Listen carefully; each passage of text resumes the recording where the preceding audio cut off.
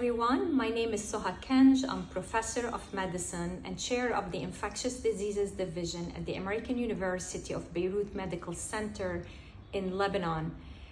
I'm also President-elect of the International Society of Antimicrobial Chemotherapy.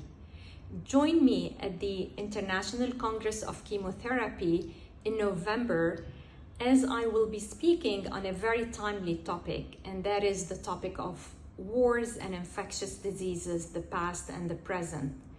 In this keynote lecture, I will go over what the wars are putting patients at risk for.